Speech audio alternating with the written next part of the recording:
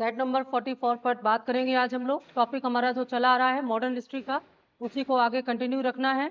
और जो अभी तक हम बात कर चुके हैं 43 तक, जितने भी सेट अपलोड हो चुके हैं आपके लिए, जो लोग नए जुड़ रहे हैं चैनल से वो उसको जाकर के ज़रूर देखें। और ये बहुत ही काम के लिए काम की चीज़ साबित होने वाली है आपके लिए, क्योंकि इसमें जो व्याख्या है वो आपके लिए बहुत इंपॉर्टेंट है, खासतौर से जो बच्चे आगे एग्ज़ाम दिन के होने वाले हैं। और इसी संदर्भ में एक और प्रोग्राम आपके लिए हम लेकर के आए हैं। मंडे से इसकी शुरुआत हो रही है। ये 65 डेज का क्रैश कोर्स है और इसका फोकस उन बच्चों के लिए है जो TGT PGT UP TGT PGT के जो एग्ज़ाम है मई और जून में, उनके लिए जो बच्चे तैयारी कर रहे हैं उनको ध्यान में रखकर। वैसे तो किसी भी कोर्स के लिए जो बच्चे पहले से तैयारी कर रहे हैं इतिहास से, अगर वो क्रैश कोर्स करना चाहते हैं तो वो भी इसको ले सकते हैं हमारे इस कोर्स को।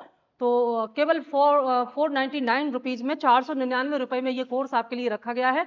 और 65 दिनों में संपूर्ण कोर्स का जो क्विक रिवीजन है वो हम लोग करेंगे और व्याख्यात्मक इनका पूरा अध्ययन होगा। रिटर्न में भी आपको मैटर मिलेगा, पूरा हम जो पढ़ाएंगे उसको लिखवाएंगे भी क्लास में। लाइव क्लास होंगी सीधे ये, और मंडे से ये क्लासेस शुरू हो जाएंगी। दोपहर को 1 बजे इनकी टाइमिंग होगी, ठीक है। तो इसके लिए जल्दी से अपना रजिस्ट्रेशन आप करा लीजिए, जल्दी से इसको खरीद लीजिए इस कोर्स को। मात्र 499 रुपीज़ में पूरे सिलेबस का, प्राचीन से लेकर के मध्यकालीन भारत और आधुनिक भारत का जो क्विक रिवीजन है, फैक्ट और कॉन्सेप्ट बेस्ड, ये क्लास आपको सीधे लाइव क्लास दी जा रही है। सोमवार से दोपहर को 1 बजे से ये क्लास शुरू होगी।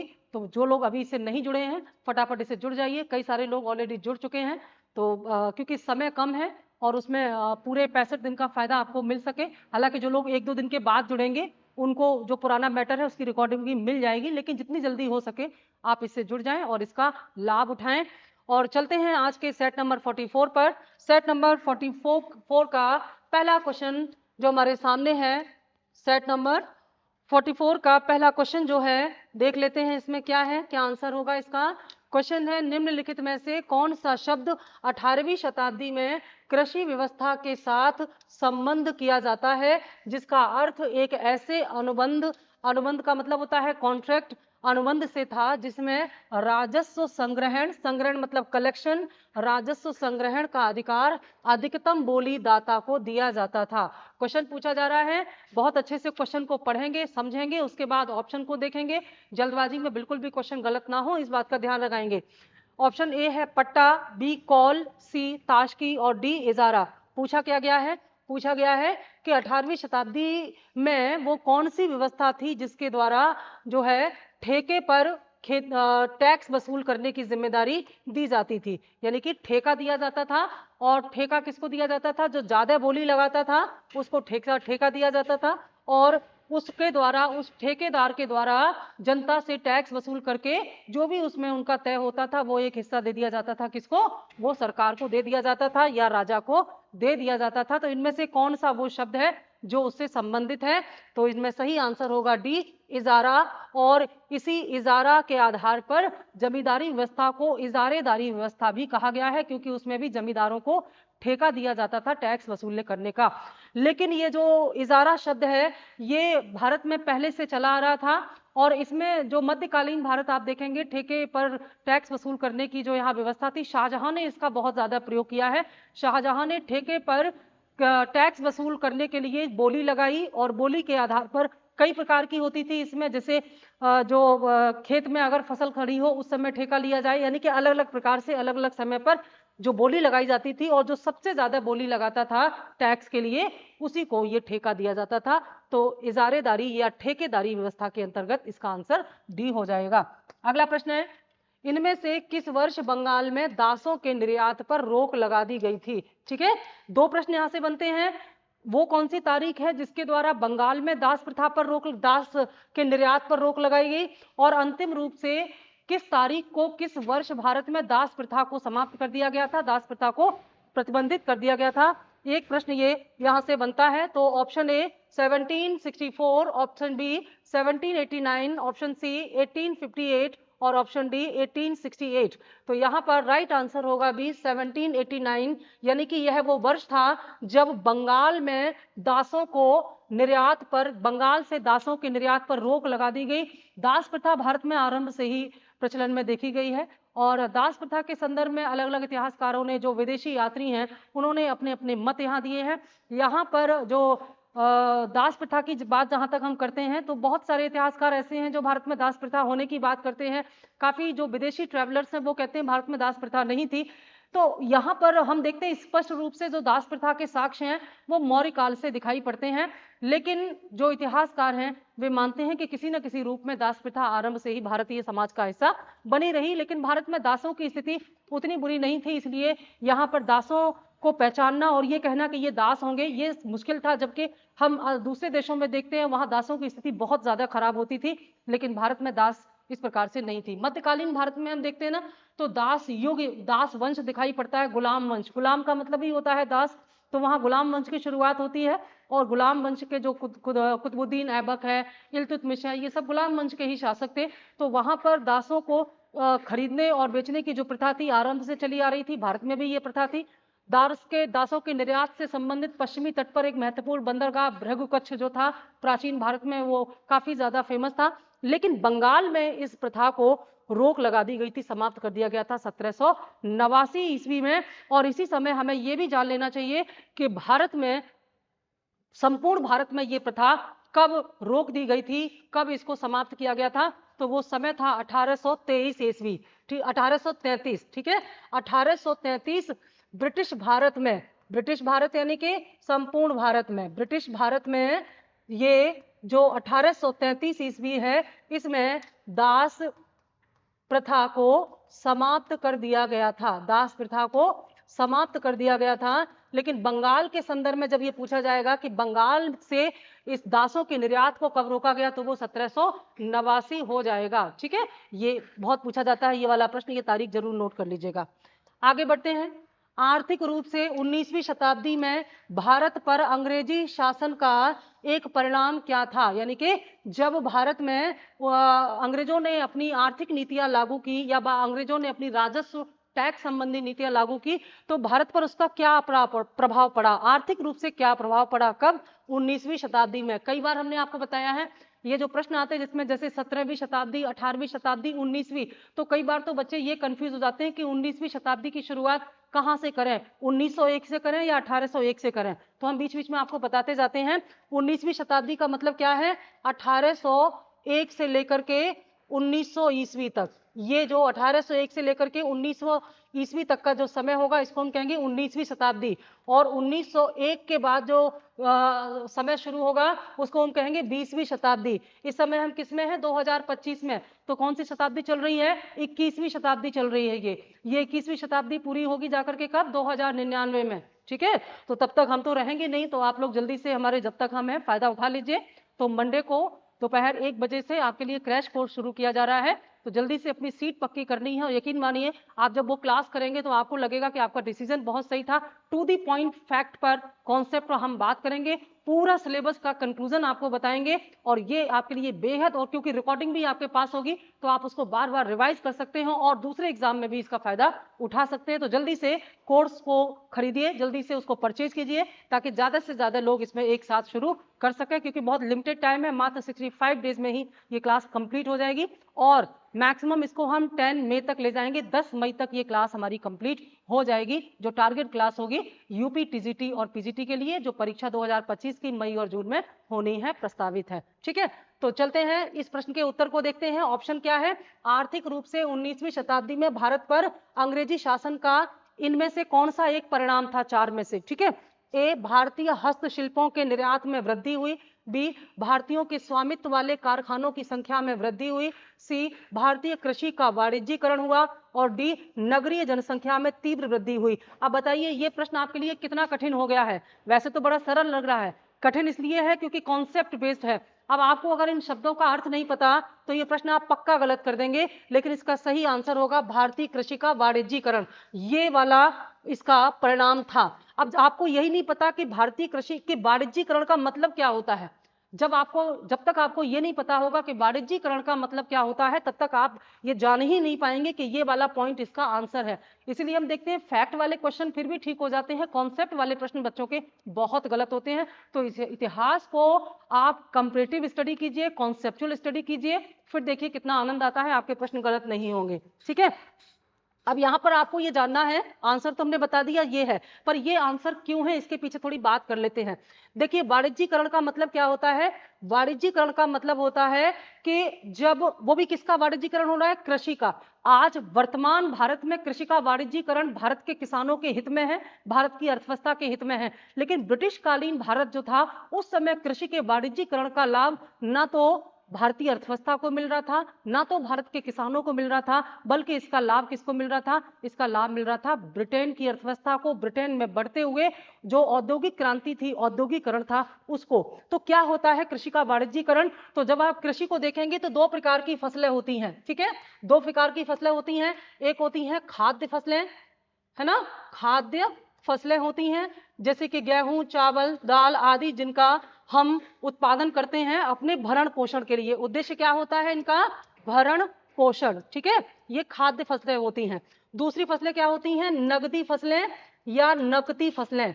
नगदी फसलें या कैश क्रॉप्स का मतलब ही होता है ऐसी फसलें जिनको बाजार में बेच करके लाभ कमाया जाता है और ये कच्चे माल के रूप में प्रयोग की जाती हैं। अब कच्चे माल के रूप में प्रयोग कहाँ की जाएंगी, उद्योगों में, उद्योगों में प्रयोग की जाएंगी। अब उस समय भारत में तो उद्योगों की स्थापना इस प्रकार से हुई नहीं थी, तो भारत के किसानों को अंग्रेज क्या करते थे, भारतीय किसानों को नगदी फसलों के उत्पादन के लिए दबाव डाला करते थे, जबकि भारतीय किसान खाद्य फसलों का उत्पादन करना चाहता था। ठीक है, इसलिए भारत में बहुत सारे आंदोलन हुए, चाहे वो नील आंदोलन हो या बाकी किसान आंदोलन हो, ये बहुत महत्वपूर्ण कारण था।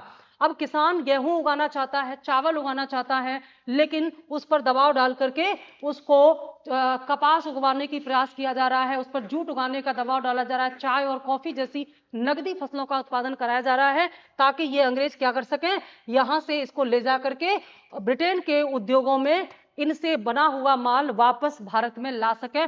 भारतीय कपास से बने हुए सूती वस्त्र जब ब्रिटेन के कारखानों में बन करके आते थे तो हम और आप उन्हीं को खरीदने के लिए मजबूर होते थे। इससे क्या हुआ, एक तो भारत में जो हस्त निर्मित कपड़े थे उनका बाजार बिल्कुल खत्म हो गया, क्योंकि फैक्ट्रियों में मशीनों से बने हुए कपड़े ज्यादा आकर्षक और टिकाऊ होते हैं, सस्ते भी होते हैं क्योंकि मशीनों से बनते हैं। जो चीजें हाथ से बनाई जाती हैं लेबर चार्ज बहुत ज्यादा हो जाता है। इसके अलावा भारतीय किसान खाद्य फसलों का उत्पादन नहीं कर पाते थे, जिसकी वजह से भूखमरी, अकाल जैसी परिस्थितियां उत्पन्न हो जाती थी। तो कृषि के वाणिज्यीकरण का मतलब होता है जब कृषि में नगदी फसलों के उत्पादन को प्राथमिकता दी जाती है, ऐसी स्थिति में ऐसी कृषि को वाणिज्यिक कृषि कहते हैं। वर्तमान में इस वाणिज्यिक कृषि से किसानों को लाभ हो रहा है। जैसे मान लीजिए वर्तमान किसान अगर चाय का उत्पादन करता है या वर्तमान किसान अगर जूट का उत्पादन करता है तो उसे एक अच्छी कीमत मिलती है, लेकिन अंग्रेज मनमानी कीमत पर भारतीय किसानों से ये कच्चा माल खरीद करके दूसरे देशों में निर्यात करते थे। तो निश्चित तौर पर ये जो एक परिणाम है ये बहुत ही शोषणकारी परिणाम था और इस परिणाम ने भारतीय अर्थव्यवस्था को, भारत के किसानों को, कृषि व्यवस्था को चौपट कर दिया था। ठीक है, चलते हैं अगले प्रश्न की ओर। निम्नलिखित कथनों पर विचार कीजिए और बताइए कौन कौन से कथन सही नहीं है। बार बार ध्यान में रखिएगा, इसको पढ़ने के बाद सीधे यहां पर आ जाइए, क्योंकि कई बार पूछा गया क्या सही है, कई बार पूछा गया सही नहीं है। इसको हाईलाइट कर लेंगे तो क्वेश्चन गलत नहीं होगा। ठीक है, तो कौन से सही नहीं है, पहला है पूर्व उपनिवेशी काल में ढाका, मुर्शिदाबाद और सूरत जैसे भारतीय शहर पूरे विश्व में उद्योग एवं व्यापार के लिए केंद्र के रूप में जाने जाते थे। क्या लिखा है कि औपनिवेशिक भारत से पहले, यानी कि जब भारत ब्रिटेन का उपनिवेश नहीं था तब तक भारत में ये जो ढाका है, मुर्शिदाबाद है, सूरत है, ढाका और मुर्शिदाबाद कहाँ, ये पूर्वी बंगाल में, और ये जो सूरत कहाँ, ये गुजरात में, ये जो है वैश्विक स्तर पर औद्योगिक केंद्र के रूप में, व्यापार के केंद्र के रूप में जाने जाते थे औपनिवेशिक काल से पहले। ठीक है, दूसरा है औपनिवेशिक काल में उद्योग एवं व्यापार के ऐसे केंद्र विदेशी प्रतियोगिता के सामने अवनत हुए या डाउन हो गए, पतन हो गया। ये कह रहा है कि जब औपनिवेशिक काल आरंभ हुआ, मैंने शायद कल के क्लास में ही आपको बताया है, भारत में उपनिवेशवाद के 3 चरण बताए हैं ना। तो उपनिवेशवाद के जो 3 चरण हैं, इनमें एक चरण ऐसा आया था जब भारत में मुक्त पूंजीवाद का एक समय आया था। और मुक्त पूंजीवाद का समय कब से शुरू हुआ था? दूसरे चरण में 1813 ईस्वी से। 1813 ईस्वी में भारत में ईस्ट इंडिया कंपनी के व्यापारिक एकाधिकार को समाप्त कर दिया गया और ब्रिटेन के पूंजीपतियों के लिए भारतीय अर्थव्यवस्था के द्वार खोल दिए गए। यहीं से उन्मुक्त पूंजीवाद का जो एक चलन शुरू हुआ, इसने भारत के महत्वपूर्ण जो व्यापारिक केंद्र थे उनको तहस नहस कर दिया। ये यहाँ से संबंधित है। तीसरा है, इन व्यापारिक केंद्रों की अवनति के बाद भारतीय ब्रिटिश सरकार द्वारा भारतीय कारीगरों, निर्माताओं एवं बुनकरों को वैकल्पिक रोजगार प्रदान किया गया था। ऐसा बिल्कुल भी नहीं था। यानी कि इन व्यापारिक केंद्रों के समाप्त होने के बाद जो ब्रिटिश सरकार थी भारत में, उन्होंने भारत के कारीगरों के लिए, निर्माताओं के लिए, बुनकरों के लिए किसी रोजगार की व्यवस्था की हो, ऐसी कोई सूचना हमको संपूर्ण इतिहास में नहीं मिलती। केवल 1 और 2 सही है, आंसर हो जाएगा ए। ठीक है, चलते हैं अगले प्रश्न की ओर। अनुद्योगीकरण। अनुद्योगीकरण का मतलब होता है वो टाइम जब बिल्कुल भी उद्योगों की स्थापना या विकास नहीं होती है। अनुद्योगीकरण के संदर्भ में निम्नलिखित में से कौन सा या कौन कौन से कथन सही हैं? पहला है, यह प्रक्रिया 1813 ईस्वी में आरंभ हुई। दूसरा है, ईस्ट इंडिया कंपनी के व्यापारिक एकाधिकारों की समाप्ति ने इस प्रक्रिया को तेज कर दिया। बहुत बेहतरीन प्रश्न है। जो अभी हम व्याख्या आपको बता रहे थे वहीं से संबंधित है ये प्रश्न, और इसमें ये आपको बताना है कि कौन कौन से सही हैं। अभी मैंने बताया कि 1813 ईस्वी में ईस्ट इंडिया कंपनी के व्यापारिक एकाधिकार को समाप्त कर दिया, तो ये तो बिल्कुल सही है। और जैसे ही ईस्ट इंडिया कंपनी, देखो यहां पर समझो थोड़ा सा कि ये जो ईस्ट इंडिया कंपनी थी ये भारत में व्यापार करने आई थी, ठीक है। और ईस्ट इंडिया कंपनी हालांकि एक प्राइवेट कंपनी थी, निजी कंपनी थी, लेकिन इसमें जो भागीदारी थी वो ब्रिटिश सरकार की सबसे ज्यादा थी। जो ब्रिटिश क्राउन था उनका सबसे ज्यादा हिस्सा था, तो उनका नियंत्रण रहता था इस ईस्ट इंडिया कंपनी में। और ईस्ट इंडिया कंपनी के पास यह अधिकार था कि भारत में ईस्ट इंडिया कंपनी के अलावा ब्रिटेन का कोई और भी व्यक्ति व्यापार नहीं कर सकता था।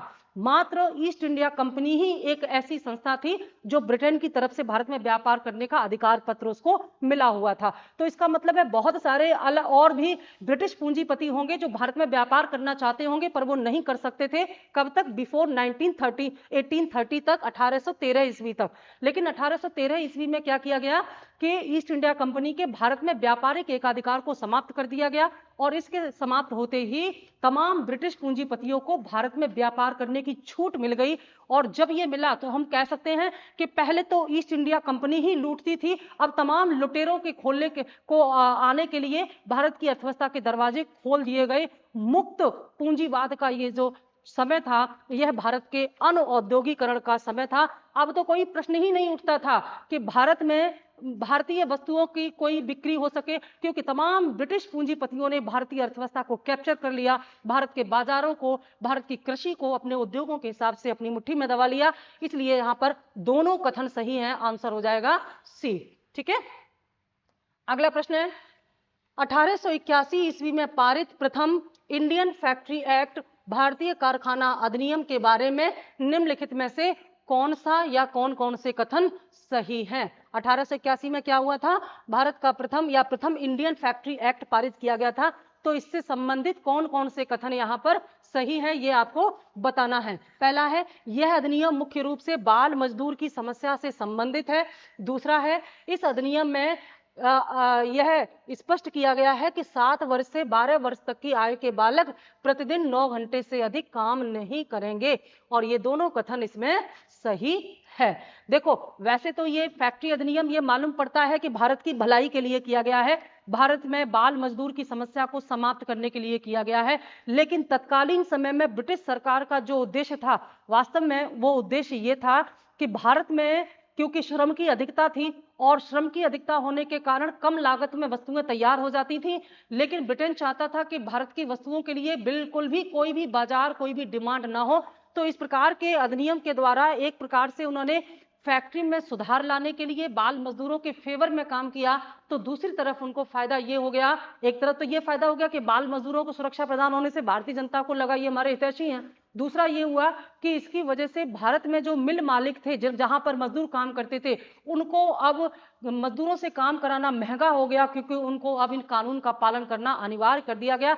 जो इस प्रकार के कानून बना करके उन्होंने भारत में उद्योगों को प्रतिबंधित करने का प्रयास किया गया, जबकि ब्रिटेन में स्वयं इस प्रकार के कानून नहीं थे। ध्यान रखिएगा, अंतरराष्ट्रीय स्तर पर 1919 में स्थापित होने वाला जो संगठन है, जिसको हम ILO कहते हैं, इंटरनेशनल लेबर ऑर्गेनाइजेशन, अंतरराष्ट्रीय श्रम संगठन, जो कि 1919 में बना है, यह पहला अंतरराष्ट्रीय कानून है जो कि अंतरराष्ट्रीय स्तर पर श्रमिकों के पक्ष में बात करता है, श्रमिकों के लिए अंतरराष्ट्रीय मानकों का निर्धारण करता है। और यह साम्यवादी क्रांति का ही परिणाम था, जिसने मजदूरों के हित में काम करने का प्रयास किया। विश्व में सबसे पहली साम्यवादी क्रांति रूस में हुई थी 1917 में, और उसी के 2 वर्ष बाद मजदूरों के हित के लिए यह अंतरराष्ट्रीय कानून 1919 में बनाया गया, ILO की स्थापना के साथ। और उससे पहले ही 1881 में इस प्रकार का कानून भारत के लिए बनाया गया। सही उत्तर है 1 और 2, दोनों सही हैं। वर्तमान में अगर हम देखें तो कह सकते हैं कि 14 वर्ष एवं इससे कम आयु के बच्चों को बाल मजदूर माना जाता है और इनका कार्य करना प्रतिबंधित है। मतलब इनसे किसी भी प्रकार का इस काम नहीं कराया जा सकता फैक्ट्री या कारखानों में, क्योंकि ये बाल मजदूर के अंतर्गत आते हैं। और ये भारत के संविधान में भी लिखा हुआ है और ILO में भी दर्ज है। ना केवल भारत बल्कि पूरे विश्व में अगर बच्चे की उम्र 14 वर्ष या उससे कम है तो उससे किसी भी प्रकार का श्रम वाला कार्य नहीं कराया जा सकता। आजकल के बच्चे तो इस कानून की आड़ में, बच्चे अवेयर बहुत हो गए ना, किताबों में पढ़ते हैं, तो वो घर में 1 गिलास पानी भी मांगो तो कहते हैं नहीं, बाल मजदूरी का क्लेम कर दूंगा, मैं पानी ला के नहीं दूंगा। तो भाई समझ लो, ये बाल मजदूरी नहीं है, अपने घर का काम मजदूरी नहीं होती है, उसमें तो आपको हाथ बटाना ही चाहिए। मजदूरी का मतलब होता है जिसके बदले आपको पैसे मिले, जैसे होटल में है, जैसे फैक्ट्रियों में, जहां आपका शोषण होता है। ठीक है, तो चलते हैं अगले प्रश्न की ओर। निम्नलिखित में से कौन भारत में उपनिवेशवाद के आर्थिक आलोचक थे? इनमें से कौन या कौन कौन से ऐसे लोग हैं जिन्होंने भारत में उपनिवेशवाद की आलोचना की है? देखो, उपनिवेशवाद में होता क्या है ना, उपनिवेशवाद में जो देश होते हैं, जो हमें गुलाम कहते हैं और स्वयं को स्वामी कहते हैं, वो क्या करते हैं ना, हमें अपनी कॉलोनी बना लेते हैं। और कॉलोनी बनाने का मतलब है कि उनका दूसरा घर बन गया। अब वो मनमानी कर सकते हैं, हमारे हर मैटर में, हर फैक्टर में वो इंटरफेयर कर सकते हैं, तो इसको उपनिवेशवाद कहते हैं। तो ये उपनिवेशवाद के आर्थिक आलोचक कौन थे? आर्थिक आलोचक का मतलब है इनमें से किसने उपनिवेशवाद की जो आलोचना है वो आर्थिक आधार पर की है, क्योंकि शोषण तो हर स्तर पर होता था, धार्मिक स्तर पर, सामाजिक, राजनीतिक, आर्थिक स्तर, लेकिन सबसे बुरा शोषण जो हुआ है वो आर्थिक स्तर पर हुआ है। तो इनमें से कौन है जिन्होंने आर्थिक स्तर पर इस शोषण की आलोचना की है? किसकी? उपनिवेशवाद की आलोचना की है, ये आपको बताना है। नाम है दादा भाई नौरोजी, जी सुब्रमण्यम अय्यर और RC दत्त। तो ये तीनों ही थे जिन्होंने इसकी आलोचना की थी। ठीक है, तीनों ने इसकी आलोचना की है। और इनमें जो ये दादा भाई नौरोजी हैं, इन्होंने बड़ा ही महत्वपूर्ण सिद्धांत दिया था। इन्होंने धन की निकासी या धन के बहिर्गमन, इसको हम कह सकते हैं धन के बहिर्गमन का सिद्धांत दिया था।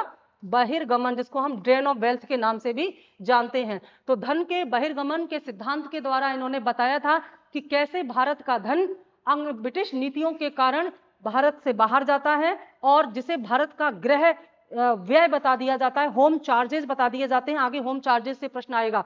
और उसकी वजह से भारत का पैसा भारत से बाहर जाता है, धन का रिसाव होता है और भारत निरंतर गरीबी की ओर बढ़ता जाता है। भारत का इतना संपन्नता के बावजूद भारत के लोग गरीब होते जा रहे हैं। उसका कारण इन्होंने ब्रिटेन की आर्थिक नीतियों के कारण होने वाले धन के बहिर्गमन को बताया है। और इसके अलावा ये जो सुब्रमण्यम अय्यर थे, इन्होंने भी विरोध किया है। सुब्रमण्यम अय्यर ने पत्र पत्रिकाओं के माध्यम से उपनिवेशवाद का बहुत जबरदस्त कट्टर विरोध किया है। इसके अलावा RC दत्त ने the economic history of India के नाम से भारतीय अर्थव्यवस्था पर पहली पुस्तक लिखी। The economic history of India यानी कि भारत का आर्थिक इतिहास नामक पुस्तक RC दत्त ने लिखी। और भारत का इतिहास नामक पुस्तक भारत की अर्थव्यवस्था पर लिखी गई पहली पुस्तक थी, जिसमें इन्होंने ये पूरा उपनिवेशवाद का विरोध किया है, आर्थिक नीतियों का, ब्रिटेन की आर्थिक नीतियों का विरोध किया है। तो इन तीनों ने ही भारत में ब्रिटेन की आर्थिक नीतियों का विरोध किया है, इसलिए आंसर D हो जाएगा। अगला प्रश्न है, किसने यह विचार दिया था कि भारत में ब्रिटिश आर्थिक नीति घिनौनी है? इनमें से किसने ये कहा था कि भारत में ब्रिटिश आर्थिक नीति क्या है? घिनौनी। घिनौनी का मतलब है बेहद घृणित या ऐसी चीज जो इसे बिल्कुल नहीं होना चाहिए। ठीक है, ए बीजी तिलक, बी दादा भाई नौरोजी, सी कार्ल मार्क्स और डी एडम स्मिथ। सही आंसर होगा कार्ल मार्क्स। कार्ल मार्क्स का नाम आपने सुना होगा अंतरराष्ट्रीय स्तर पर। ये एक जर्मन फिलोसोफर था। ठीक है, जर्मन दार्शनिक था, ये जर्मन दार्शनिक। और इसने एक बहुत महत्वपूर्ण किताब लिखी है जिसका नाम है दास कैपिटल। ठीक है, दास कैपिटल नामक इसने किताब लिखी है। और इन्होंने जो अपना विचार दिया है उसको हम मार्क्सवाद के नाम से जानते हैं। किस नाम से जानते हैं? मार्क्सवाद के नाम से जानते हैं। इसी को साम्यवाद के नाम से भी जाना जाता है। साम्यवाद के, यही साम्यवाद जब चीन में गया तो माओवाद के नाम से जाना गया। और इस माओवाद ने भारत में नक्सलवाद को बढ़ावा दिया, तो नक्सलवाद भारत में हुआ। हालांकि नक्सलवाद और मार्क्सवाद में बहुत अंतर है, हम नक्सलवाद को 100% डिनाय करते हैं। ठीक है, कार्ल मार्क्स जो है ये कहते थे कि भारत में जो नीति है ब्रिटेन की, ये पूरी तरह से घिनौनी है। ऐसा इन्होंने क्यों कहा है? क्योंकि ब्रिटेन की नीति कैसी थी? पूंजीवादी। ठीक है, ब्रिटेन की पूंजीवादी नीति थी। और पूंजीवादी नीति में एक ही विचारधारा पर काम किया जाता है, ज्यादा से ज्यादा लाभ कमाना, ज्यादा से ज्यादा प्रॉफिट कमाना, ये इनकी सोच होती है। और अपने पूंजीवाद को आगे बढ़ाने के लिए, ज्यादा से ज्यादा लाभ कमाने के लिए क्या करते हैं? अपने साम्राज्य का विस्तार करते हैं, तो फिर साम्राज्यवाद को बढ़ावा मिलता है। ठीक है, इसी साम्राज्यवाद की प्रतिस्पर्धा ने प्रथम विश्व युद्ध करा दिया और इसी ने दूसरा विश्व युद्ध हुआ, क्योंकि दोनों युद्ध की शुरुआत यूरोप से हुई थी, क्योंकि यूरोप के देशों ने ही सबसे पहले पूंजीवाद की शुरुआत की, वो भी इंग्लैंड से। ठीक है, तो ये एक बहुत महत्वपूर्ण तथ्य है। और इसी पूंजीवाद के विरोध में मार्क्स ने अपना विचार दिया था साम्यवाद। साम्यवाद क्या कहता है? समानता की बात कहता है। साम्यवाद ये कहता है जितने भी संसाधन है देश के, प्राकृतिक संसाधनों पर सबका बराबर का अधिकार होना चाहिए, जबकि पूंजीवाद इसके विरोध में काम करता है। तो कार्ल मार्क्स ने भारत में ब्रिटेन की आर्थिक नीतियों को घिनौनी कहा था। अगला प्रश्न, भारत में उपनिवेशी शासन काल में होम चार्जेज या गृह व्यय, ये प्रश्न बहुत पूछा जाता है। गृह व्यय का मतलब होता है जो भारत के घरेलू खर्चे हैं। होम चार्जेज में भारत में उपनिवेशी शासनकाल में होम चार्जेज भारत से संपत्ति दोहन, धन के बहिर्गमन का महत्वपूर्ण अंग था। निम्न में से कौन कौन सी निधि या निधियां होम चार्जेस के संगठक थी या थे? ठीक है, कूट के आधार पर बताना है। पहले प्रश्न को समझ लो। जब दादा भाई नौरोजी ने ब्रिटिश सरकार पर यह आरोप लगाया कि ब्रिटिश सरकार की गलत नीतियों के कारण भारत का पैसा भारत से बाहर जा रहा है और इसका भारत को कोई भी लाभ नहीं मिल रहा, तब ब्रिटेन ने यह बताने का प्रयास किया कि ये पैसा हम अपने ऊपर खर्च नहीं कर रहे हैं, बल्कि ये भारत का ही घरेलू व्यय है, ये भारत का घरेलू व्यय है। तो यहां पर ये पॉइंट दिए हुए हैं, हमें ये बताना है कि अंग्रेजों के अनुसार किसे भारत के व्यय में शामिल किया गया था। अंग्रेजों के अनुसार, क्योंकि भारतीय तो उनका विरोध करते थे। जैसे भारत सचिव की सैलरी थी, अब भारत सचिव की देखो, भारत सचिव का पद कब आया है? जब ईस्ट इंडिया कंपनी को समाप्त किया गया और उसकी जगह क्राउन रूल शुरू किया गया भारत में 1858 के अधिनियम से। 1858 के अधिनियम से के बाद से महारानी का शासन या महाराजा का शासन ब्रिटेन का यहाँ शुरू हो गया और हम उनके साम्राज्य बन गए, हम उनके एम्पायर बन गए। तो वहीं पर एक पद बनाया गया जिसका नाम था भारत सचिव, और उस जमाने में उसकी सैलरी बहुत हाई फाई थी। ये भारत सचिव जो है ब्रिटिश पार्लियामेंट में बैठता था, भारत में नहीं रहता था, ब्रिटिश पार्लियामेंट में बैठता था और इसकी सैलरी भारत के बजट से दी जाती थी और उसे भारतीय व्यय में शामिल किया जाता था। अब इसका काम क्या था? इसका काम था कि वो ब्रिटिश पार्लियामेंट में बैठ करके वो सारी बातें पार्लियामेंट को बताए जो भारत में हो रही हैं। और उसको पता कैसे चलेगा? वो वायसराय के थ्रू पता चलेगा। तो भारत में होने वाली गतिविधियों की जानकारी ब्रिटिश पार्लियामेंट को देने के लिए जिस भारत सचिव की नियुक्ति की गई थी, उसकी सैलरी भी भारत के बजट से दी जाती थी। इन सभी के नाम पर और न जाने क्या क्या। तो वही आपको बताना है कि कौन कौन से खर्चे थे जिसे अंग्रेज कहते थे कि यह भारत का गृह व्यय है। ठीक है, और हम क्या कहते थे? हमारी संपत्ति का दोहन हो रहा है।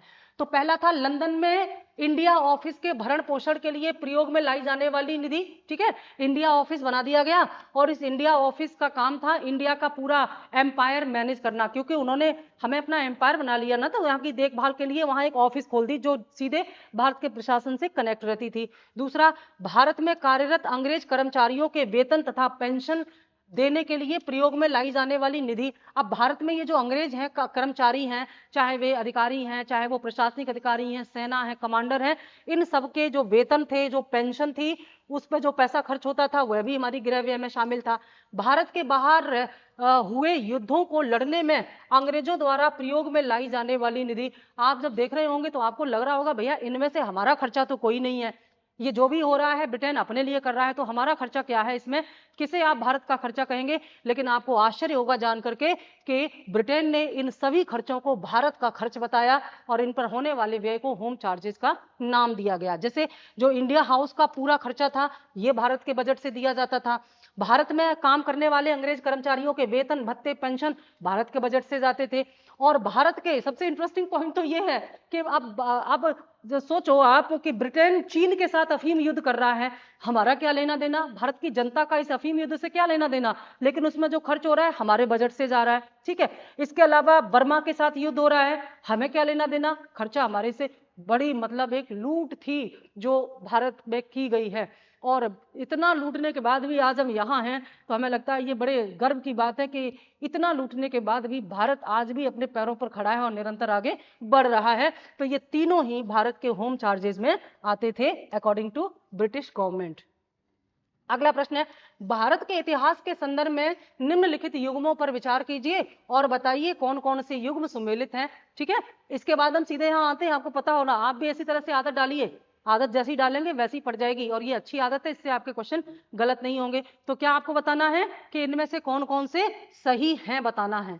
ये कूट है, युग्म है, इसको आपको देखना है। पहला है औरंग डैश राजकोष का प्रभारी, दूसरा बेनियान डैश ईस्ट इंडिया कंपनी का भारतीय एजेंट, तीसरा है मिरासदार डैश राज्य का नामित राजस्वदाता। ये नाम है, पद के नाम है, और ये पद के दायित्व हैं, यानी कि किस पद का क्या दायित्व था ये यहाँ पर टैली करने के लिए लिखा हुआ है, और आपको बताना है कौन सा या कौन कौन से इसमें सुमेलित हैं, ये आपको बताना है। नाम बड़े ऑड से हैं, आपने शायद जल्दी सुने नहीं होंगे, तो इसमें कौन सा वाला सही है। इस प्रश्न नंबर 10 का सही आंसर होगा दूसरा और तीसरा सही है, ये गलत है, ठीक है। इसमें क्या है, थोड़ी सी इसकी डिटेल्स जान लेते हैं हम कि ये जो बेनियान है ईस्ट इंडिया कंपनी के भारतीय एजेंट होते थे। बेनियान जो थे ना, ये ईस्ट इंडिया कंपनी में जो भारतीय एजेंट होते थे उनको बेनियान के नाम से जाना जाता था। इनका जो पद का दायित्व था वो ये था, और ये इनके पद का नाम था। और इनका काम क्या था कि जो अंतर्देशीय व्यापार होते थे उनमें जो निर्यात जिन वस्तुओं का होता था, उन निर्यात की जो कैसे उपलब्धता हो उसको कॉन्ट्रैक्ट कराने में ईस्ट इंडिया कंपनी की सहायता करते थे। फिर से समझिए, ये जो बेनियान थे ये क्या करते थे, क्योंकि ये भारतीय एजेंट थे तो इनको सब पता रहता था, भारत के भूगोल से, भारत के कृषि क्षेत्र से पूरी इनकी जानकारी थी। तो भारतीय किसानों के साथ ये इन अंग्रेजों का क्या कराते थे, अनुबंध कराते थे। अनुबंध मतलब डील कराते थे। जैसे मान लीजिए कि ईस्ट इंडिया कंपनी जो है कपास का निर्यात करना चाहती है, तो कहाँ कहाँ कपास है, ये कहाँ कहाँ कपास की खेती होती है, वहां पर जाकर के कॉन्ट्रैक्ट कराना, डील कराना, और फिर उसको निर्यात के लिए तैयार कराना, ये सारी जिम्मेदारी बेनियान को दे दी गई थी ईस्ट इंडिया कंपनी के लिए। ये एक तरह से इनको भारत से निर्यात करने में सहायता करता था, ठीक है। मिरासदार क्या होता था, मिरासदार जो था ये राजस्व से संबंधित था, और दक्षिण भारत में जो तमिल था, दक्षिण भारत में तमिल जिले के जो निवासी होते थे जो राजस्व संबंधी कार्य करते थे उनको मिरासदार कहा जाता था। ज्यादातर ये तमिल में, साउथ में देखा गया है ये पद, ठीक है। मिरासदार राजस्व या रेवेन्यू से संबंधित ये कार्य किया करते थे। ये इनका पूरा जमीन पर इनका नियंत्रण होता था, वहां से टैक्स वसूली करते थे, और खासतौर से रैयतवारी व्यवस्था के अंतर्गत इनकी जो जिम्मेदारी, जैसे उत्तर भारत में ना, उत्तर भारत में जैसे हमने लंबरदार बताया था आपको, नहीं सॉरी, लंबरदार तो मारवाड़ी में था। रैयतवारी व्यवस्था में जो था किसान सीधे जो है टैक्स देता था ब्रिटिश सरकार को अधिकारियों के माध्यम से। दक्षिण भारत में इन्हीं मिरासदारों के माध्यम से ये टैक्स रैयतों से नवाब को, राजा को या सरकार को दिया जाता था कलेक्ट करके, ठीक है। और ये जो औरंग है, औरंग वास्तव में राजकोष का प्रभारी नहीं था, बल्कि औरंग एक पारसी शब्द है और ये एक संग्रह स्थल था, यानी कि एक संग्रह, किसका संग्रह, टैक्स संग्रह करने का संग्रह का स्थल था, ना कि प्रभारी स्थल या स्थान था, ठीक है। औरंग जैसे हम अलग अलग ब्लॉक बना देते ना कि ये जैसे महाल है, ये जिला है, ये परगना है, तो वैसे ही ये था औरंग। तो इस आधार पर आंसर क्या हो जाएगा, 2 और 3 सही है, बी आंसर। अगला प्रश्न है कथन 1 कथन 2 के साथ है, कथन 1 और कथन 2 इस तरह से कर दीजिए। कथन 1 क्या कहता है, 19वीं शताब्दी में इंग्लिश ईस्ट इंडिया कंपनी के अधीन भारत की अर्थव्यवस्था तबाही की अवस्था में पहुंच चुकी थी। कथन 2 कहता है इंग्लिश ईस्ट इंडिया कंपनी के दीवानी अधिकार के अधिग्रहण से भारत के किसान एवं पारंपरिक हस्तशिल्प उद्योग में लगे लोग तंगहाली की दशा तक पहुंच गए थे। बहुत बेहतरीन प्रश्न है और ये भी कॉन्सेप्ट बेस्ड ही है। कॉन्सेप्ट अगर क्लियर है तो इसका आंसर आप दे लेंगे। अब यहां पर ये जो प्रश्न पूछा है कि 19वीं शताब्दी में इंग्लिश ईस्ट इंडिया कंपनी के अधीन भारत की अर्थव्यवस्था तबाही की ओर पहुंच गई थी, ये बिल्कुल सही है। और दूसरा है इंग्लिश ईस्ट इंडिया कंपनी के दीवानी अधिकार के अधिग्रहण से भारत के किसान और पारंपरिक हस्तशिल्प उद्योग में लगे लोग तंगहाली। दोनों बातें सही तो हैं लेकिन व्याख्या नहीं करती, तो आंसर तो हो जाएगा बी। अब हम देख लेते हैं कि ऐसा क्यों हमने कहा। तो देखो 19वीं शताब्दी में इंग्लिश ईस्ट इंडिया कंपनी में जो भारत की अर्थव्यवस्था तबाही की में पहुंच गई थी, ये घटना कब की है, 19वीं शताब्दी। और 19वीं शताब्दी शुरू होती है 1801 से लेकर के 1900 ईस्वी तक, ठीक है। और ये जो भारत में ईस्ट इंडिया कंपनी को दीवानी का अधिकार मिला है, बहुत ध्यान से समझना, ये दीवानी का अधिकार इनको कब मिला है, ये दीवानी का अधिकार मिला है बक्सर के युद्ध के बाद, जो इलाहाबाद की संधि हुई है क्लाइव और जो अवध का शासक था और जो बंगाल वहां मुगल का शासक था उनके साथ में। तो इसका जो समय है वो है 1765 ईस्वी, यानी कि 1765 ईस्वी में दीवानी का अधिकार मिला। दीवानी का अधिकार मतलब क्या था कि बंगाल बिहार और उड़ीसा में टैक्स लेने की परमिशन इनको मिल गई थी ईस्ट इंडिया कंपनी को। तो ये घटना पहले हुई है और ये घटना बाद में हुई है, लेकिन दोनों में बहुत अंतर है, ठीक है। ये जो लिखा हुआ है ना 19वीं शताब्दी में ईस्ट इंडिया कंपनी के अधीन भारत की अर्थव्यवस्था तबाही की ओर पहुंच गई, इसका कारण ये दीवानी का अधिकार नहीं था, इसका कारण था भारत में ब्रिटिश निर्मित सस्ती वस्तुओं का आगमन। इसकी वजह से जो देखो हस्तशिल्प लिखा है, फिर से इस प्रश्न को देखो, बहुत कॉन्सेप्चुअल प्रश्न है। क्या लिखा है, परंपरागत हस्तशिल्प उद्योग। तो परंपरागत हस्तशिल्प उद्योग का दीवानी या टैक्स से कोई लेना देना नहीं है। परंपरागत हस्तशिल्प उद्योग का मतलब होता है जैसे हथकरघे से कपड़े बनाना, है ना। तो इसका टैक्स से भला क्या संबंध हो सकता है, इसका संबंध इससे होता है जब भारत में ब्रिटेन की मशीन से बनी हुई वस्तुएं भारत में आएंगी तो भारत के हाथ या हस्तशिल्प की वस्तुओं के लिए बाजार समाप्त हो जाएगा। इस जो दूसरी बात है कि परंपरागत हस्तशिल्प उद्योग तबाह हो गए, इसका सही कारण दीवानी नहीं है, बल्कि इसका सही कारण है ये कि भारत का जो, एक मिनट, इसका सही कारण यह है कि भारत में जो मशीन में बने हुए सामान आए उनकी वजह से भारतीय अर्थव्यवस्था तबाही की स्थिति में पहुंच चुकी थी। इसलिए दोनों सही होने के बावजूद व्याख्या नहीं करते, आंसर बी। ये कथन और कारण वाले प्रश्न तब तक हल नहीं कर सकते जब तक कि आप ये न जान लें कि ये जो कथन 2 है वो कथन 1 की व्याख्या कर रहा है या नहीं, इसलिए इसको समय देना पड़ता है इस प्रकार के प्रश्नों को हल करने के लिए। अगला प्रश्न भी इसी पैटर्न पर है। कथन 1, 18वीं शताब्दी में ईस्ट इंडिया कंपनी के कर्मचारियों का निजी व्यापार कंपनी के प्राधिकारियों के अप्रत्यक्ष प्रश्रय से पुष्पित हुआ था। देखो जो ईस्ट इंडिया कंपनी थी ना, उसको भारत में व्यापार का एक अधिकार दिया गया था ब्रिटिश सरकार के द्वारा, यानी कि भारत में जो भी व्यापार होगा वो ईस्ट इंडिया कंपनी के थ्रू होगा अंग्रेजों के लिए। लेकिन ईस्ट इंडिया कंपनी के जो अधिकारी थे ना, ये बड़े घूसखोर हो गए थे और ये क्या करते थे, अपना प्राइवेट उद्योग भी शुरू कर देते थे। जैसे मान लो वो क्या है, वो कंपनी के अधिकारी ही तो हैं भाई, उस कंपनी में काम करने वाले लोग कंपनी के अधिकारी हैं और उनका ये दायित्व है कि वे कंपनी के लिए काम करें, उनको तनख्वाह मिलती थी। लेकिन वो क्या करते थे ना, तनख्वाह तो लेते ही थे, वो अपना पर्सनल व्यापार शुरू कर देते थे। इसलिए ईस्ट इंडिया कंपनी घाटे में जा रही थी और उस कंपनी के अधिकारी भ्रष्टाचार के कारण खूब लाभ में जा रहे थे। इसलिए तो फिर ईस्ट इंडिया कंपनी का व्यापारिक एकाधिकार समाप्त किया गया था ना 1813 ईस्वी में। अब ये कह रहा है कि 18वीं शताब्दी में ईस्ट इंडिया कंपनी के कर्मचारियों के निजी व्यापार के प्राधिकारियों की अप्रत्यक्ष प्रश्रय से पुष्पित हुआ। ये कथन बिल्कुल सही है। कथन 2 कह रहा है विदेशी व्यापारियों को मिली अतिरिक्त विधिक शक्ति, विधिक मतलब कानूनी शक्ति, और उनके निजी व्यापार की शुल्क मुक्त प्रकृति ने देशी व्यापारियों को वास्तव में प्रतियोगिता से बाहर कर दिया था। कथन 2 पर विचार करेंगे तो क्या पूछ रहा है, क्या कह रहा है, कथन 2 ये कह रहा है कि विदेशी व्यापारियों को जो कानूनी शक्ति मिली हुई थी, ठीक है, कानूनी शक्ति जो मिली थी, और निजी व्यापार की शुल्क मुक्त जो उनको छूट मिली हुई थी। इसी की वजह से जो देशी व्यापारी थे, भारत के जो घरेलू व्यापारी थे, वे प्रतियोगिता से बाहर हो गए थे। बिल्कुल सही है। और ईस्ट इंडिया कंपनी के कर्मचारियों का निजी व्यापार कंपनी के प्राधिकारियों के प्रश्रय से ही, यानी कि उनकी सहमति से ही शुरू हुआ। दोनों सही हैं और व्याख्या भी करते हैं। ऑप्शन ए इसका सही आंसर होगा। अगला प्रश्न फिर से कथन कारण का, कथन 1 कथन 2। दादा भाई नौरोजी ने तर्क दिया कि जो कुछ बाहर अपवाहित, अपवाहित मतलब ड्रेन या बहिर्गमन हो रहा था, वह संभावित अधिशेष था। संभावित अधिशेष का मतलब है कि यह भारत में जो सरप्लस था, पूंजी सरप्लस। पूंजी सरप्लस का मतलब होता है हमारे देश में उत्पादन की क्षमता तो थी, लेकिन उसका बहिर्गमन कर देने के कारण हमारे देश की जो राष्ट्रीय आय थी वो कम हो जाती थी। थोड़ा सा यहाँ इकोनॉमिक लैंग्वेज में अगर हम देखें, आपने से किसी ने अगर सुना हो, एक होता है जीडीपी और एक होता है जीएनपी। ठीक है, जीडीपी को हम क्या कहते हैं? घरेलू आय। क्या होती है? घरेलू आय कहते हैं, ग्रॉस डोमेस्टिक प्रोडक्ट। और जीएनपी क्या होता है? राष्ट्रीय आय, ग्रॉस नेशनल प्रोडक्ट। तो ये जो ब्रिटिश कालीन भारत था, इसमें दादा भाई कहते हैं कि ब्रिटेन की ड्रेन ऑफ वेल्थ की नीति ने क्या कर दिया, हमारा घरेलू आय तो अधिक था लेकिन राष्ट्रीय आय हमारा कम रह जाता था।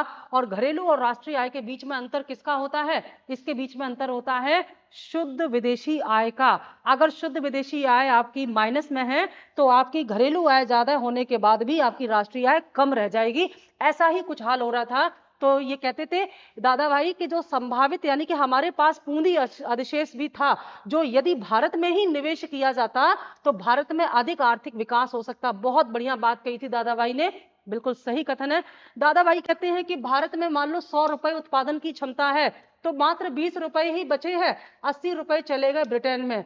किस नाम से? गृह व्यय के नाम से। अब भारत के विकास में तो 20 ही रुपए काम आ रहे हैं ना। अगर ये 100 और ये जो 80 रुपया है, ये क्या है? हमारा सरप्लस, संभावित अधिशेष। अगर इस 80 रुपए का भारत में ही निवेश किया जाता तो निश्चित तौर पर भारत का आर्थिक विकास होता। ये बात दादा भाई नौरोजी ने कही है, जो बिल्कुल सही है। दूसरा कथन कह रहा है, साम्राज्यवादियों का विश्वास था कि भारत को व्यापक पूंजीवादी विश्व बाजार में ले गया था तथा यह अपने आप में आधुनिकीकरण की ओर प्रगति थी। साम्राज्यवादी क्या कहते थे? ये कहते थे कि हम भारत को आधुनिकीकरण की ओर ले जा रहे हैं, वैश्वीकरण, पूंजीवाद की ओर ले जा रहे हैं, हम भारत का शोषण नहीं कर रहे हैं, ऐसा ये कहते थे। ये भी कहते थे कि हम भारत को सभ्य बनाने आए हैं और भारत को सभ्य बनाने के लिए ही हम यहाँ पर अपना उपनिवेश बनाए हुए हैं। और इसको इन्होंने जो उपनिवेशवाद की जो थ्योरी है, इसको इन्होंने कहा है white burden theory. White burden theory ये कहते हैं कि हम व्हाइट यानी कि श्वेत हैं और हमारी जिम्मेदारी है कि हम इन अश्वेतों को, जो कि असभ्य हैं, इनको सभ्य बनाएं। और कोई इन अंग्रेजों को बताए जाकर के कि जिनको आप असभ्य कह रहे हो, खुद तुमने ही हड़प्पा की खुदाई करके हमें ये सबूत दिए हैं कि दुनिया की सबसे प्राचीन नगरीय सभ्यता, व्यापारिक सभ्यता भारत में विकसित हुई थी सिंधु सभ्यता के नाम पर। तो किसको बेवकूफ बना रहे हो भाई? खुद ही सबूत दे रहे हो हड़प्पा और मोहनजोदड़ो की खुदाई से कि दुनिया में समकालीन जितनी भी उस समय जो व्यवस्थाएं थी या जितनी भी संस्कृतियां थी, जितनी भी उस समय जो कल्चर थे, उनमें सबसे ज्यादा डेवलप्ड थी भारत की सिंधु सभ्यता। यानी कि जिसके शुरुआत ही सिविलाइजेशन से हुई हो, विकसित सभ्यता से हुई हो, उनको क्या ही सब बनाने आओगे। लेकिन अपने आप को जस्टिफाई करने के लिए अंग्रेजों ने ये कहा कि हम इन भारत को पूंजीवादी नीति के द्वारा विश्व बाजार से जोड़ रहे हैं और आधुनिकीकरण कर रहे हैं, मॉडर्नाइजेशन कर रहे हैं हम भारत का।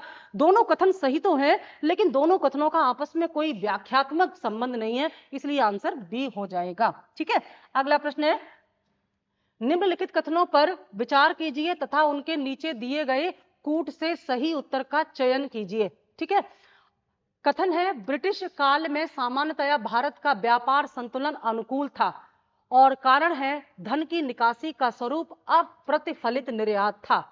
देखो, ये कह रहे हैं कि भारत का जो व्यापार संतुलन क्या होता है? आयात निर्यात का जो पूरा विवरण होता है उसको व्यापार संतुलन कहते हैं। ठीक है, तो कह रहे हैं कि व्यापार संतुलन कैसा था? अनुकूल था, यानी कि संतुलित था, बैलेंस था। और कारण बता रहे हैं कि धन की निकासी का स्वरूप अप्रतिफलित निर्यात था।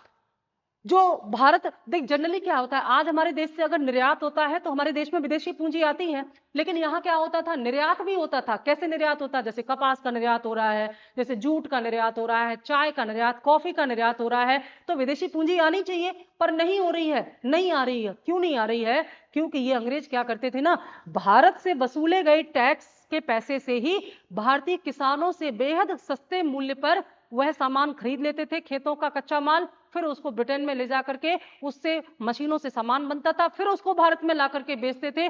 तो इसका कोई फल, जो धन की निकासी होती थी, जो निर्यात होता था, उसका कोई फल भारत को नहीं मिलता था। ये यहाँ पर पूछा गया है, और यहाँ पर जो प्रश्न का उत्तर है वो क्या होगा, यहाँ पर है धन की निकासी का स्वरूप अप्रतिफलित निर्यात था। ठीक है, ध्यान से देखिएगा, तो भारत का व्यापार संतुलन अनुकूल था, ये जो ए जो है ये गलत है, क्योंकि व्यापार संतुलन अनुकूल नहीं था। व्यापार संतुलन अनुकूल होने का मतलब है कि भारत के पक्ष में होता, तब हम इसको अनुकूल कह सकते थे, लेकिन ये अनुकूलित नहीं था, इसलिए केवल आर सही है, ए गलत है। तो आंसर हो जाएगा हमारा डी, ए गलत है, आर सही है। थोड़ा आर्थिक संदर्भ में यहाँ भाषा का प्रयोग कर लिया गया था, तो आप इसको बार बार देखेंगे तो समझ जाएंगे। अगला प्रश्न है हमारा प्रश्न नंबर 15, और प्रश्न नंबर 15 कह रहा है कि भारत में ब्रिटिश उपनिवेशवाद के दौरान नए शहरों का प्रादुर्भाव मतलब आरंभ हुआ कब? ब्रिटिश उपनिवेशवाद के दौरान। जब भारत में ब्रिटिश उपनिवेशवाद हुआ तो नए नए शहरों की स्थापना हुई, और कलकत्ता जो अब कोलकाता है उन प्रथम शहरों में से एक था। यानी कि भारत में ब्रिटिश उपनिवेश स्थापित होने के बाद कलकत्ता की स्थापना हुई, जो कि वर्तमान में जिसको कोलकाता के नाम से जाना जाता है। और इनमें से कौन कौन से गांव को मिलाकर के कलकत्ता शहर की स्थापना हुई थी? ये प्रश्न पीछे भी आया है, जो प्रैक्टिस हम लोग कर रहे थे, शायद बंगाल पढ़ रहे थे, क्षेत्रीय राज्यों का प्रैक्टिस कर रहे थे, वहां ये प्रश्न आया है। तो अगर आपने उसको देखा होगा तो उत्तर बता देंगे। ए मिदनापुर, बी चटगांव, ए मिदनापुर चटगांव बर्धमान, बी 24 परगना कीलकाता ठाकुरगांव, सी सुतानाती कलकाता और गोविंदपुर, और डी मिदनापुर ठाकुरगांव और गोविंदपुर। सही उत्तर होगा सी सुतानाती, कोलकाता और गोविंदपुर। इन तीन गांव की को मिलाकर के कोलकाता की या कलकत्ता की स्थापना हुई है। और कलकत्ता की स्थापना के लिए 1698 ईस्वी में ईस्ट इंडिया कंपनी को ये तीन गांव मिले थे, और इन तीनों गांवों को मिलाकर के फिर इसको एक पूरा नाम दिया गया कलकत्ता का। और जिन्होंने पीछे वीडियो देखा होगा वो बताएंगे कौन था कलकत्ता का संस्थापक, किसने कलकत्ता नगर की स्थापना की थी। इन तीनों गांवों को मिलाकर के कलकत्ता नगर किसने बसाया था। आज की हमारी इस प्रैक्टिस में 15 क्वेश्चन होंगे, क्योंकि यहाँ पर ये टॉपिक के क्वेश्चन यहाँ पर इतने ही लिए गए थे। इसके बाद जो हम टॉपिक लेंगे वो हमारा होगा आंदोलन, जनजातीय आंदोलन से शुरू हो जाएगा। इसके बाद का जो प्रैक्टिस होंगी जनजातीय आंदोलन शुरू हो जाएगा, फिर किसान आंदोलन शुरू हो जाएगा, फिर उसको हम ऐसे ही कंटिन्यू रखेंगे।